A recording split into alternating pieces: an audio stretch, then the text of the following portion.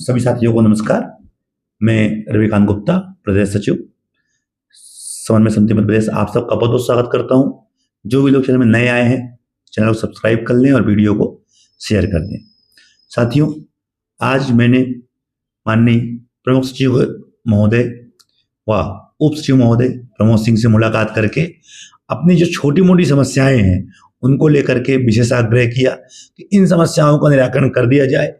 कुछ समस्याएं ऐसी हैं जिनका निराकरण आप कर दें तो हमारी बहुत सारी समस्याओं का निराकरण अपने आप हो जाएगा, क्योंकि छोटी छोटी समस्याओं को लेकर के हम लगातार घूमते रहते हैं और उनका निराकरण कहीं से भी नहीं हो पाता। तो मैंने आज 7 बिंदुओं पर उन्हें पत्र लिखा था, जिसमें 3 से 4 बिंदुओं पर हमारी सहमति बनी। अभी मैं आपको पत्र डाल रहा हूं, आप लोग पत्र को देख पाएंगे कि हमने कौन कौन सी मांगे उनसे की थी, जिसमें उन्होंने कहा कि 3-4 बिंदुओं को हम इसको पूरा कर रहे हैं और प्रयास है हमारा कि जल्द ही ये कंप्लीट होकर के आप लोगों को मिल जाएंगी। पहले तो आप लोग पत्र देखिए। इस पत्र के माध्यम से माननीय प्रमुख सचिव महोदय जी से चर्चा की गई, जो अतिथि शिक्षक समन्वय समिति मध्य प्रदेश की ओर से लगाया गया था, और मैं स्वयं इस मीटिंग में उपस्थित था। इसमें हमने जो सामान्य समस्याएं हमारी हैं उसका निराकरण करने हेतु माननीय प्रमुख सचिव से अनुरोध किया था, जिसमें हमने बताया कि हम लोग 17 साल से, क्योंकि अभी आपको मालूम होगा कि सचिव जो पहले थे वो प्रमुख सचिव जो थी रश्मि अरुण समी थी, अभी वर्तमान में चेंज हो गए हैं। उन्होंने बताया कि हम लोग 17 साल से स्कूलों में कार्य कर रहे हैं और लगभग स्कूलों की पूरी जो कार्य प्रणाली है हमारे हाथ में ही है, और फिर भी हम लोगों को इतने जो आदेश जारी होते हैं उनमें इतनी समस्याएं होती हैं कि हमारा कभी उनका निराकरण हो ही नहीं पाता। तो इन बिंदुओं को लेकर मैं उनके पास गया था कि सबसे पहले बात तो जो हमें 25 अंक मिले हुए हैं, केवल 72 दिन वालों को मिले हुए हैं। जिसने 2018-19 में काम किया था वो केवल उसी को मिले हैं। अन्य अगर 15 साल भी काम करके बैठा हुआ है और उसने अगर 18-19 में काम नहीं किया तो उसे एक भी अंक नहीं मिला है। ये कहाँ तक उचित है? इस बात को मैंने उनके सामने रखा और उन्होंने ये कहा कि बिल्कुल ये गलती हुई है और इसे हम जल्द से जल्द सुधारने का प्रयास करेंगे। दूसरा, 30% से कम रिजल्ट आने पर अतिथि शिक्षकों को स्कूल में दोबारा नियुक्ति नहीं दी जा रही है, मतलब क्योंकि ब्लैक लिस्टेड किया जा रहा है। लेकिन आप कम से कम एक बार ये तो देखो कि अतिथि शिक्षक किसमें गलती है कि नहीं है, विद्यार्थी स्कूल आ रहा था कि नहीं आ रहा था, उनकी नियुक्ति कब हुई है, किस कारण से रिजल्ट डाउन हुआ है, आप कभी उन्हें देखते नहीं हो।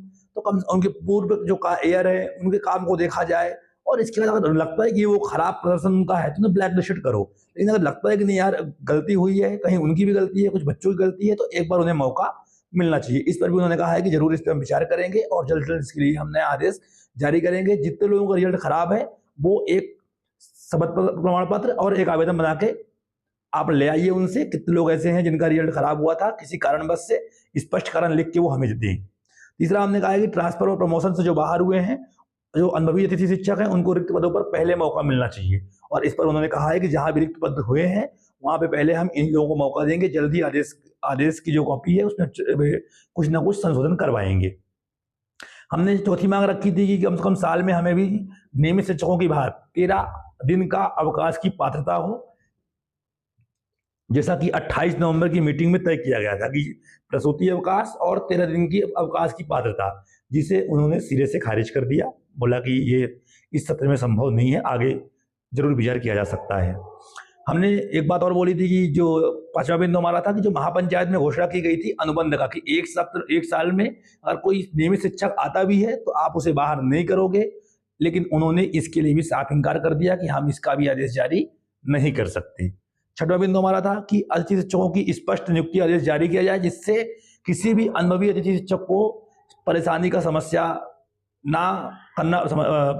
न करना पड़े।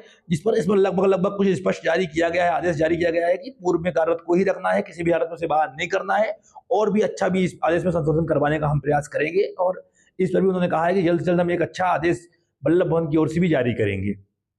लास्ट में था कि हमारा जो मानदेय है 6 महीने तक हमको नहीं मिलता, तो उन्होंने कहा कि यार इस पर देखो बजट के ऊपर रहता है, वित्त विभाग जब हमें बजट देगा तभी हम बजट जारी कर पाएंगे, और हमारा प्रयास इस सत्र में रहेगा कि आप लोगों को मानदेय समय से मिले। तो हमारी जो सहमति है बिंदु 1, 2, 3 और 5 में लगभग 2, 4 और 5 में तो उन्होंने मना कर दिया साफ साफ। 6, 7 में लगभग कुछ उनकी सहमति मिली है।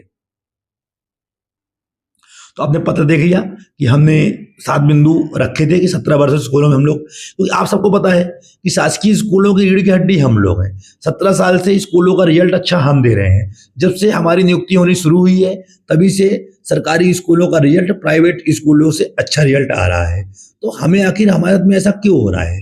आप हमारी जो छोटी मोटी समस्याएं हैं आप उनका निराकरण अभी तत्काल करवा दीजिए, बाकी जो बड़ी समस्याएं हैं उनको हम मिल करके आपस में सुलझाएंगे, सरकार से बात रखेंगे। आप हमारी बात को सरकार तक पहुंचाइए और जो महापंचायत में घोषणाएं हुई है उनको पूरा करवाइए। तो आपने पत्र को भी देखा कि हमने जो पत्र दिया था, और उम्मीद है कि उन्होंने आश्वस्त किया है कि 1 तारीख से आपकी नियुक्ति होगी, उसके पहले इन समस्याओं का निराकरण कर दिया जाएगा, और जो इन समस्याओं का निराकरण नहीं हो पाएगा उसके लिए आप आइएगा और हम प्रयास करेंगे कि उनका निराकरण कर दिया जाए। धन्यवाद, नमस्कार।